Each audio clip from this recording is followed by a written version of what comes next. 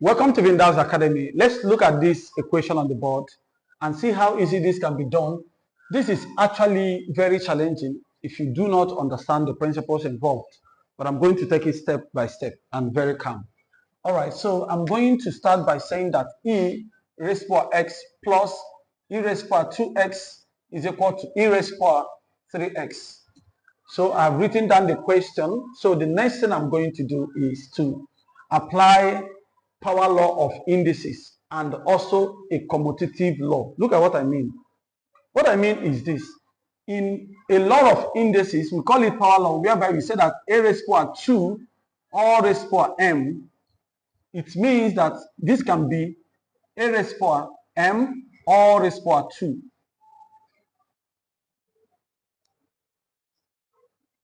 So at this point, I can change any of these powers, the one inside and the one outside, and change them because they are commutative.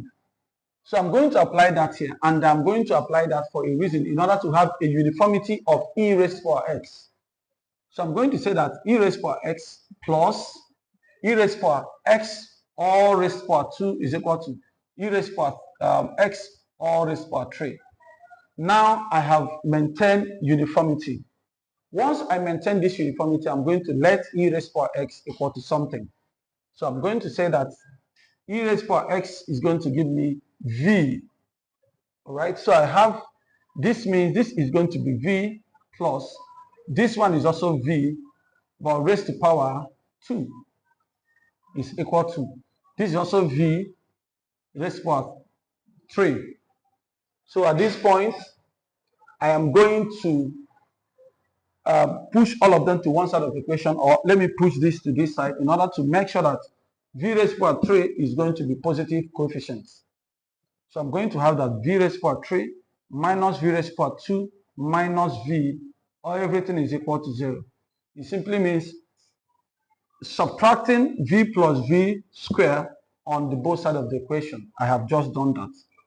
Okay, so the next thing I'm going to do is to, remember there is v here, there is v here, and there is v here.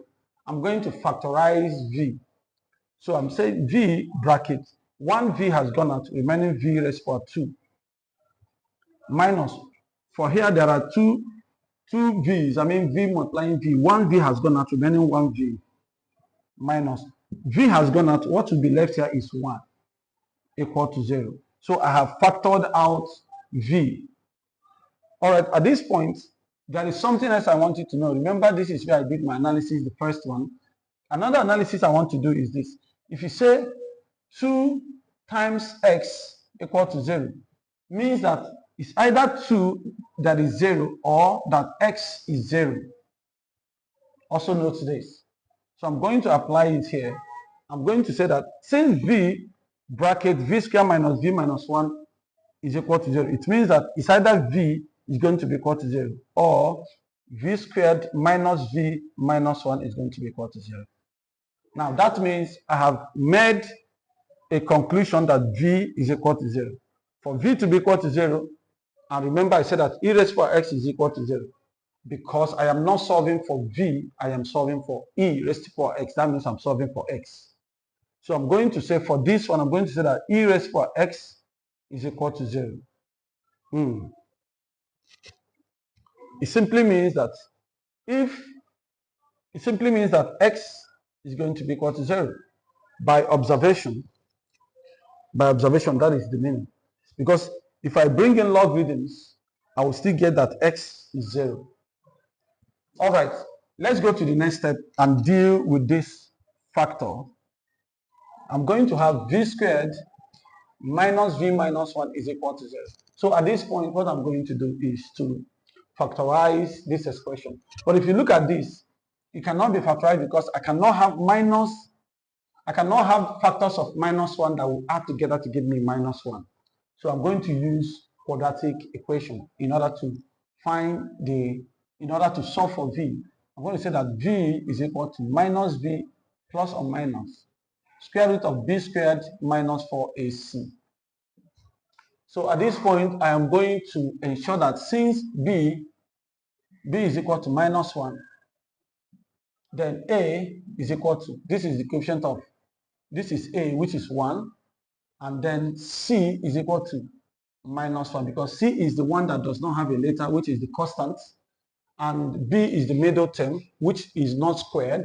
The coefficient is minus 1, and V squared coefficient is A, and that is 1. So I'm going to put all of them in here. So I said V is equal to minus is here, but B is also minus 1. So I have that plus minus. So, and this is going to be, B is also minus 1, all squared, minus 4 times A is what? A is 1. C is what? Also minus 1. All divide by, oh my God, I didn't divide by 2A. Sorry about that. Okay, so all divide by 2 times 1, because A is 1. So at this point, I'm going to say that V is equal to, that is minus minus is plus 1, plus minus, this is 1 plus 4. Remember, minus 4 times 1 is minus 4. Minus 4 times minus 1 is plus 4. And this is going to be 2 times 1 is 2. So I said that V is equal to 1 plus or minus square root of 5 all over 2. And this is V. That simply means, remember, I have plus and minus. That means we are going to have that V is equal to 1 plus root 5 over 2, or V is going to be equal to 1 minus root 5 over 2. All right, so I am not done. Remember, I am looking for, I have found the V, V1 and V2 and V3. But remember, I'm looking for X. So I have done that for this. I have X equal to 0. I'm also going to find the other V's, what they are, because this is a polynomial of equation, cubic equation. That means I am expecting to have at least 3 different solutions to this problem. All right, so moving on. So I'm going to have that E raised to power X is equal to V. And that statement was stated here in this equation, all right? So for that reason, I am going to have that one of the V's is going to be E raised to power X is going to be equal to 1 plus root 5 all over 2. All right, let me check if this is going to be enough for this, or should I clean here? All right, come in.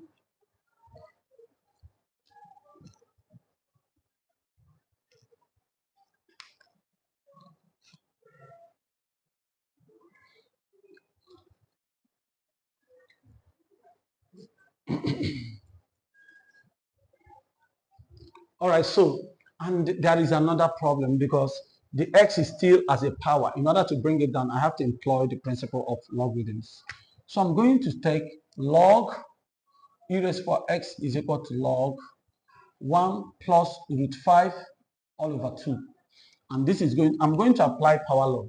Power law of, yes, power of logarithm. It says if you have log 2 raised to power 5, that the answer is going to be 5 log 2. I don't need to tell you, just take that that is what works, all right? So, but I'm going to say log to base E. I'm going to take log to base E for one reason. So I'm going to have that X log E power base E is going to be equal to log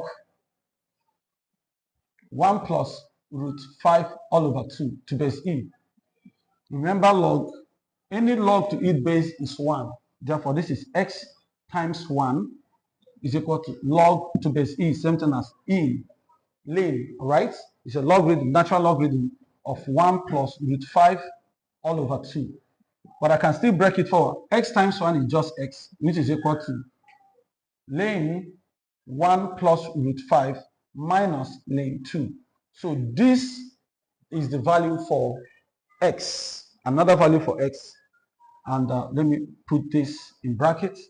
Then I'm also going to find that for the negative. That simply means that X is going to be for the negative, whereby this particular value, I'm going to have that this is going to be lane 1 minus root 5 minus lane 2. So this one, 2, and this X equal to 0. These are the solution to this given equation for x. Thank you for being part of this class. Always remember to hit the subscribe button, like this video, and share it. Have a nice time.